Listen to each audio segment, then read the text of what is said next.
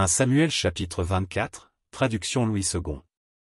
Lorsque Saul fut revenu de la poursuite des Philistins, on vint lui dire, « Voici, David est dans le désert d'En-Gedi. » Saul prit 3000 hommes d'élite sur tout Israël, et il alla chercher David et ses gens jusque sur les rochers des boucs sauvages. Il arriva à des parcs de brebis, qui étaient près du chemin, et là se trouvait une caverne, où il entra pour se couvrir les pieds.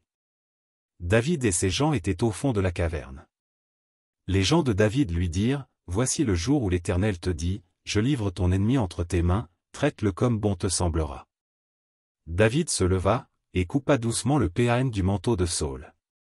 Après cela le cœur lui battit, parce qu'il avait coupé le péan du manteau de Saul.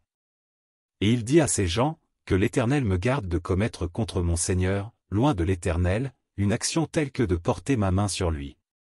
Car il est loin de l'Éternel. » Par ces paroles David arrêta ses gens, et les empêcha de se jeter sur Saul. Puis Saul se leva pour sortir de la caverne, et continua son chemin. Après cela, David se leva et sortit de la caverne. Il se mit alors à crier après Saul, « Ô roi, mon Seigneur !» Saul regarda derrière lui, et David s'inclina le visage contre terre et se prosterna. David dit à Saul, « Pourquoi écoutes-tu les propos des gens qui disent, « Voici, David cherche ton malheur ?» Tu vois maintenant de tes propres yeux que l'Éternel t'avait livré aujourd'hui entre mes mains dans la caverne. On m'excitait à te tuer, mais je t'ai épargné, et j'ai dit, je ne porterai pas la main sur mon Seigneur, car il est loin de l'Éternel.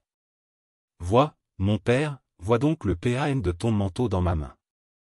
Puisque j'ai coupé le péan de ton manteau et que je ne t'ai pas tué, sache et reconnais qu'il n'y a dans ma conduite ni méchanceté ni révolte, et que je n'ai point péché contre toi. Et toi, tu me dresses des embûches, pour m'ôter la vie. L'Éternel sera juge entre moi et toi, et l'Éternel me vengera de toi, mais je ne porterai point la main sur toi. Des méchants vient la méchanceté, dit l'ancien proverbe. Aussi je ne porterai point la main sur toi. Contre qui le roi d'Israël s'est-il mis en marche? Qui poursuis-tu? Un chien mort, une puce.